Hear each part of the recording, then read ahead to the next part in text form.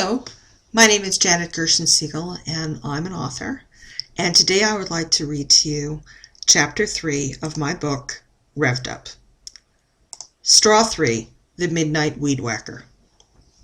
Several weeks later, my children were staying with my ex-husband and his, well, I shouldn't say this word in polite company, but she really is a floozy officer.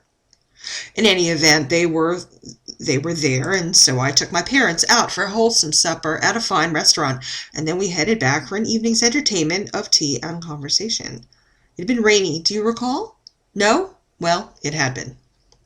And it was spring, but it was chilly with quite a nip to the air. You know, it was one of those days when it feels as if it's still winter, even as the calendar claims it to be spring. Hence, my father built a fire in the fireplace, and we settled down for a little sherry as I was to stay overnight. We had a lively discussion about the local school board elections, and then the topic turned, as it often would, to the neighborhood. There are always plenty of interesting things to discuss. After all, the flowers at the time were beginning to come up, although not at my parents' house, as they were still, sadly, missing their petunias. The birds were starting to return, that sort of thing.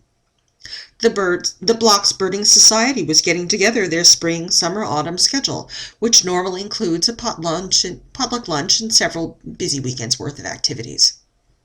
It's quite a full schedule of events, as the neighborhood enjoys the antics of the local blue-winged warblers. Have you ever seen any, officer? No? Well, they're such sweet creatures. They've got golden yellow bodies and slate blue wings. Hence the name, eh? They're efficient little hunters and consume insects and spiders. Oh, I could watch them all day long. But I digress. You see, the warblers enjoy a fairly calm environment, as I suppose many of us human beings do. We, the three of us, were discussing the Birding Society's upcoming schedule of activities when we began to hear a loud buzzing noise. It was almost as if it was the largest blue-winged warbler ever on record. Oh, but you didn't get my little joke, officer. My apologies. It's because the warblers have a bit of a buzzing call. In any event, the thing of it is, the POJ family, of course, has neighbors on their other side. On that side of things, there's a hedge. My parents never believed in growing hedges or putting up fences, but that couple did.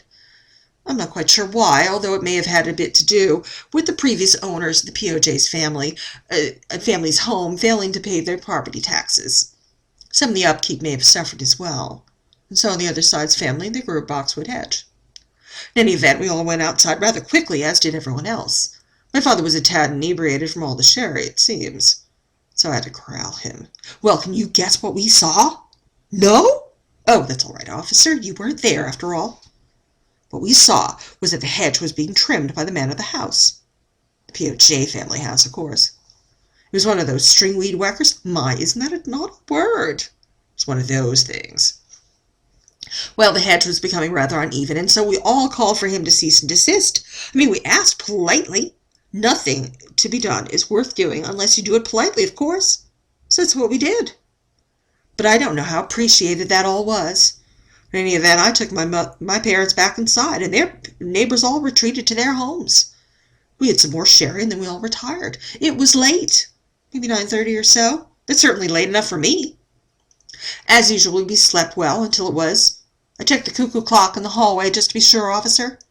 It's just past the middle of the night. There was the loudest of ruckuses. It was that awful buzzing sound again. I got on my robe and slippers and a raincoat and galoshes and took an umbrella from the stand. It was the pink umbrella, as I recall. It's like yesterday how I remember it all. And I saw them out there. It was the man of the house from the POJ family, of course. He was using that horrid contraption again. I suspect he was a tad inebriated. As I was retreating, I tripped over a glass object. My ankle began swelling up something fierce, but I did have the presence of mind to pick up the object. I can show it to you if you like, officer. Oh, you do want to see it? Now let me see. It's by these figurines. Yes, there it is. This is it. It's a bottle of something referred to as night train. I did take a quick whiff of it, and I can assure you, officer, that it is not sherry. Once again, this is Janet Gershen-Siegel, and that was Chapter 3 of Revved Up. Thank you for listening.